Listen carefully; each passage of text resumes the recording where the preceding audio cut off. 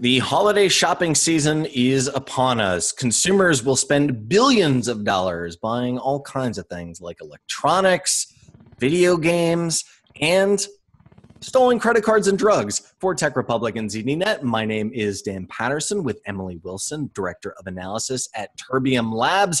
Get ready for big sales in the black web, the dark web. Emily, so this is probably not unexpected, but is also something that is equally disconcerting. Where and how are these sales happening on the dark web?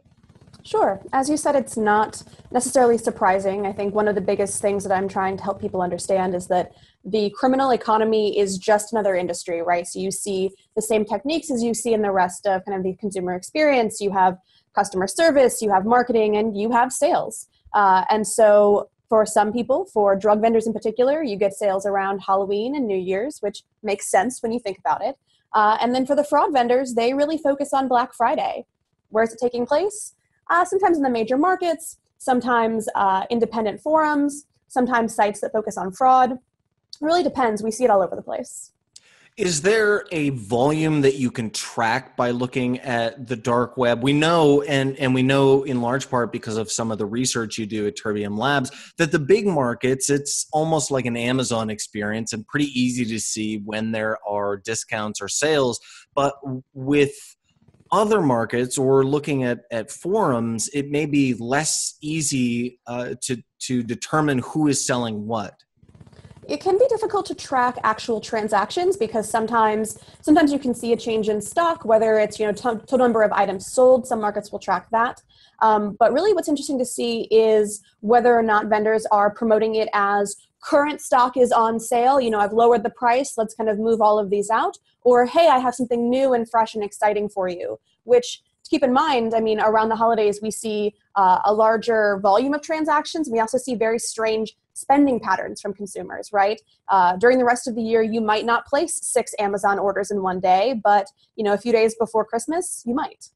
So this is exploiting not just the mechanics that allow people to swipe credit cards, but also the social mechanics behind sales and shopping. Absolutely, because people are busy during the holidays. They may be traveling, so those behaviors may be different. You may be seeing transactions come from different parts of the country than you normally would. You will see behaviors that you might not see during the rest of the year. You may not be spending money on electronics. You may see back-to-back purchases at different electronic stores on Black Fridays as people come out and go shopping, and that's not typical for the rest of the year. You may also, take advantage of people with emails. There might be holiday specials going on or things that you've forgotten about or travel details that you don't remember booking that trip. Maybe your spouse did. There's a lot of distraction around the holidays and criminals take advantage of that. How does Terbium Labs technology and software work, and how do you uncover these transactions? Sure. So we aren't following transaction data exactly, but we do track the appearance of personal information or financial information. One of the things about the holidays, right, is that everyone's busy and everyone's traveling, which is really good for the criminals because they can take advantage of systems being, manned with fewer people or people delayed or people who may not notice something.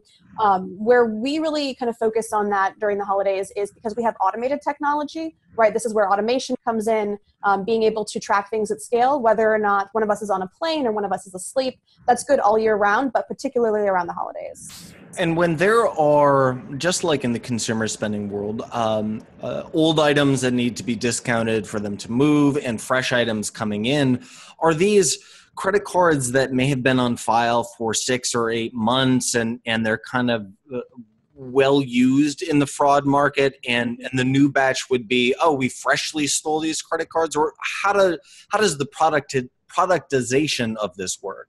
Sure. So when it comes to credit cards in particular, what you're looking for, as you mentioned, is something that's still valid, something that you can still use.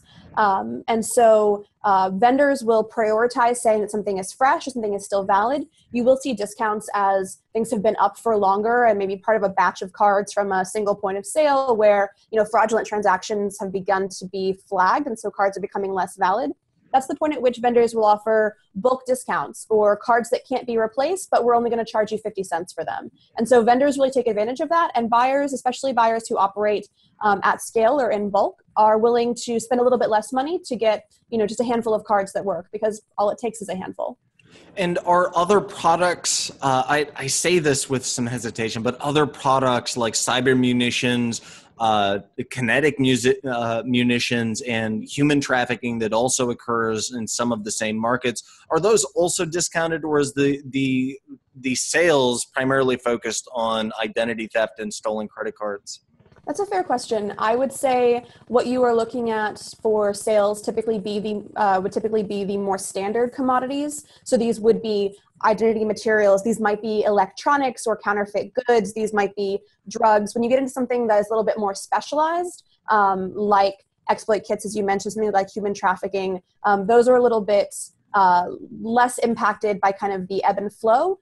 Something around human trafficking, you would expect to see spikes maybe around the Super Bowl, for example, right, being flagged as one of the largest human trafficking events. Those aren't really as impacted by the holidays. And what about law enforcement? Are they, I assume, aware of spikes in demand during the holidays? I'm not in a position to comment on law enforcement activities, but I can only assume that they are aware of this. And, especially for people who are tracking fraud and are seeing things at a kind of transaction point of sale level, I'm sure they're seeing this as well. And what can consumers and companies do to protect themselves from this occurring to them or defend against leaks that have already occurred?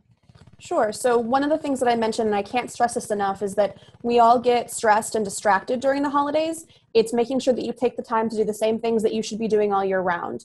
Check your statements. Make sure that all of the transactions that you see there make sense and that you can account for them. Honestly, use your credit card when you can instead of your debit card. It's a lot easier to reverse transactions there. And also, if you see something that looks suspicious, don't write it off. Whether it's a transaction or an email, slow down, take your time, and check this, because people will take advantage of you, whether personally or professionally, being busy, being stressed, being out of the office. It's easy to create a sense of urgency. If you've been gone for a couple of days and you come back and you see an email that you think has to be handled right now, slow down, check it, read it, be sure it's worth taking the time. Emily Wilson, Director of Analysis, Terbium Labs. Emily, I wonder if you could leave us with a forecast or a prediction. What cyber threats can we anticipate going into 2018? Good question. I expect we will continue to see the fraud economy thrive. We've seen some instability this year from the major markets. That's definitely had an impact on the way that the kind of drug community is operating, but expect fraud to thrive and continue to scale, which means we're going to see more information being used more regularly with more turnover. So people who haven't seen an impact of this hit them yet, whether personally or professionally, should expect to see more of this in the next coming years.